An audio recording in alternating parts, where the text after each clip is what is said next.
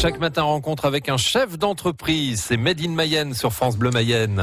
Avec ce matin, donc, Bernard Darras. Bonjour. Bonjour. Vous êtes le patron de la société Darras à Méral. Vous avez 55 ans. Vous avez repris en 1981 cette entreprise implantée à Méral, entreprise de menuiserie depuis plus de 30 ans, entreprise familiale. Avant de reprendre l'entreprise, vous aviez suivi une formation en menuiserie. Oui, tout à fait, absolument. Une formation de menuiserie. J'ai un CAP de menuisier que j'ai suivi en alternance, puisque j'étais apprenti chez papa à l'époque, qui était menuisier dans le bourg de Méral. Et cette formation, je l'ai suivie en alternance à la fois à l'entreprise, bien sûr, et au CFA des Trois-Villes, à Laval. Et c'est pour vous une passion, la menuiserie ? Oui, j'ai quelque part, j'ai été un peu élevé dans les copeaux, on peut dire ça. Puisque vous à avez vu l'époque, papa travailler, il vous a donné l'envie de. Ouais, tout à fait. C'était, je me souviens très bien que le jeudi à l'époque, c'était pas le mercredi, c'était le jeudi. Il fallait aller nettoyer, ramasser les copeaux dans l'atelier, donc c'était le préambule. Oui, c'était pas le plus agréable au niveau du travail. Ouais, ça me dérangeait pas plus que ça. Alors de participer. Vous avez repris l'entreprise en 81. Après cette reprise, vous êtes spécialisé dans la fabrication de meubles parce qu'auparavant, on était également sur le domaine du bâtiment. Oui, absolument. Jusqu'en 1980, donc je travaillais avec papa à l'entreprise, une entreprise de menuiserie, comme je l'ai dit, bâtiment. On faisait un petit peu de meubles. Et puis en 81, on a pensé qu'il fallait prendre un virage, ou en tout cas faire un choix.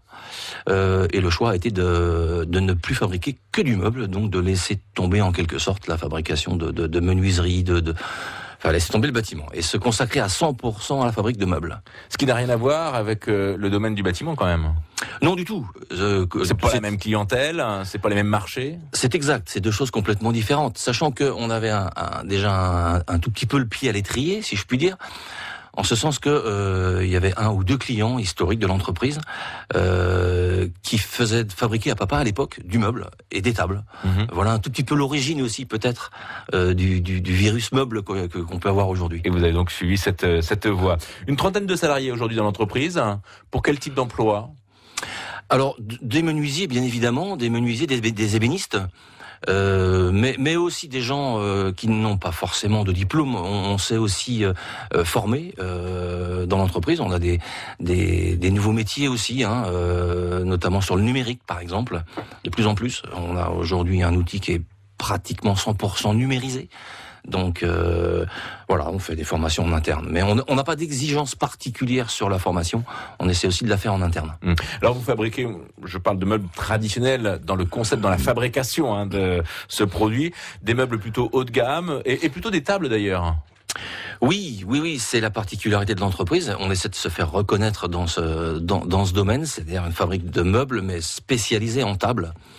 Tout type de table. Alors la table basse, la table de salon, la table de salle à manger, la table de bureau également. Oui, tout à fait. Tout type de table. Avec un concept un petit peu particulier qui est le concept de la table à la carte. Table de salle à manger à la carte. Pour faire simple, les gens peuvent choisir leur modèle, leur dimension, leur essence de bois, leur finition. Enfin, personnaliser leur table. On peut venir avec un plan et puis vous réalisez la table ?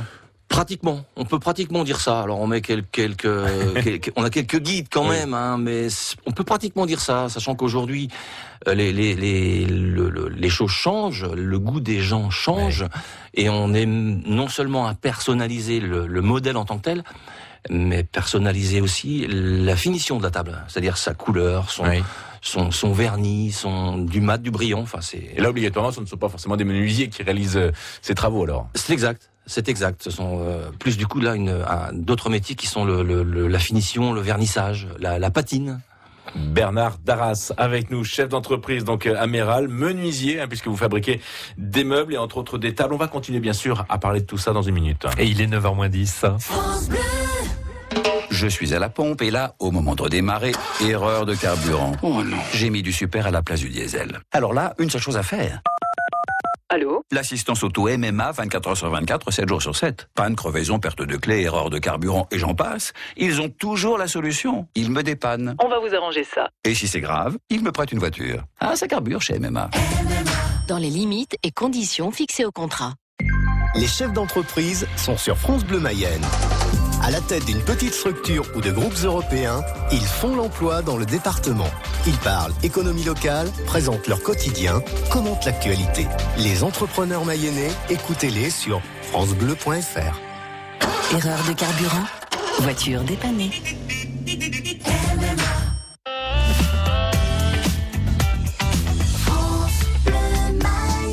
Rencontre avec un chef d'entreprise mayennais, c'est Made in Mayenne et c'est la suite sur France Bleu Mayenne. On pourrait même sortir le ciseau à bois, le rabot aussi avec Bernard Darras. Ça fait partie de vos outils, enfin de moins en moins, puisque vous parliez tout à l'heure, vous aviez quand même du matériel aujourd'hui numérisé, ce qui veut dire que le matériel à main, si on l'utilise encore.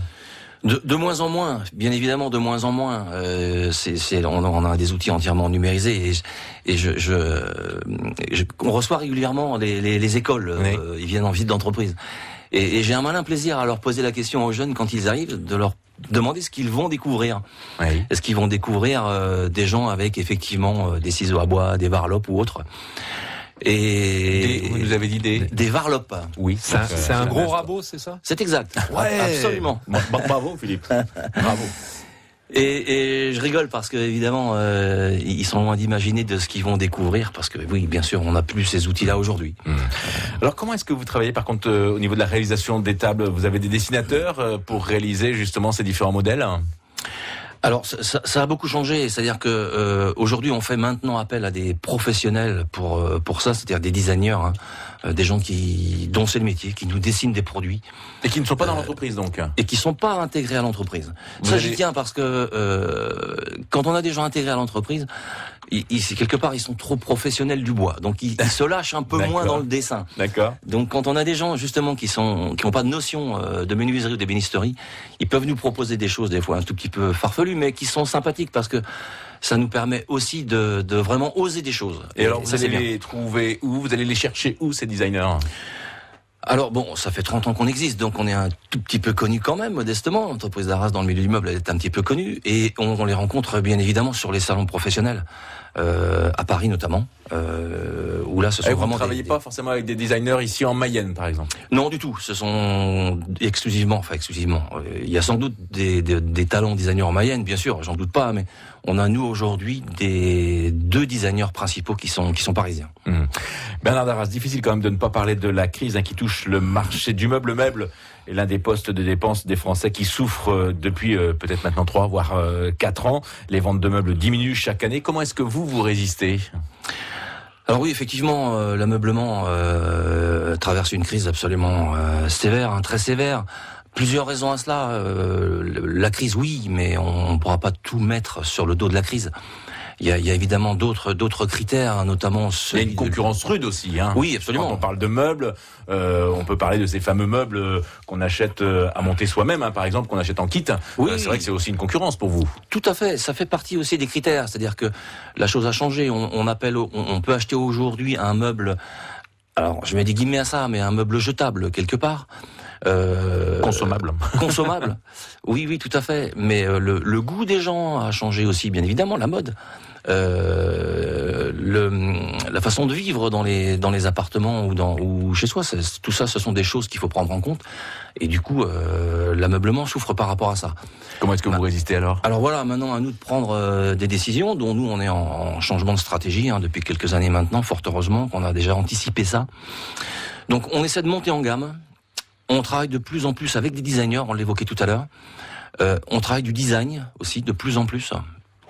Et notre clientèle change, c'est-à-dire qu'on était, il y a encore quelques années, 100% magasin de meubles tradis. Aujourd'hui, ça représente plus que 30% de notre chiffre d'affaires. Donc on essaie de se développer sur de la collectivité, des hôtels, des restaurants, des résidences. L'international également. L'export est un créneau de développement. Et puis, on s'intéresse aussi à tout ce qui est architecte-décorateur. Ça, ce sont aussi des créneaux de développement aussi qui sont pour nous intéressants. Et donc chercher des clients hors de la Mayenne, partout en France. On vous retrouve donc sur de nombreux salons, hein, et ce partout en France, peut-être même à l'international. Oui, absolument. On a fait en 2014, on a fait 4 salons. Pour nous, c'était une première. On a fait un salon au mois de mai à New York. C'était toute une première aussi, le Wanted Design. Une première expérience qui nous a permis de rentrer dans une très très belle boutique new-yorkaise, ABC Home. Il y a du Made in Mayenne à New York. Ouais, c'est important de signaler. Et vos produits sont estampillés fabrication française. Alors est-ce que c'est un atout pour la vente ? Oui. Aujourd'hui, dans nos clientèles le réclament, l'estampille fabrication française, parce qu'on a le niveau de gamme qui le demande aussi. Mais aussi, il y a en magasin, nos clients nous remontent l'information, une sensibilité à ça. Oui, les gens qui achètent un produit français, pour eux, ça devient quand même important, puisque ce sont quand même nos emplois. Alors vous possédez également un site internet où on peut découvrir ces différents produits. On n'hésite pas bien sûr à les taper sur son ordinateur. Bernard Darras, merci d'avoir été avec nous ce matin pour nous présenter votre entreprise. J'imagine que vous allez retourner à Méral ce matin. On va vous souhaiter bonne route et une bonne journée. Merci beaucoup, merci bien. Il est 9h-4 sur France Bleu Mayenne.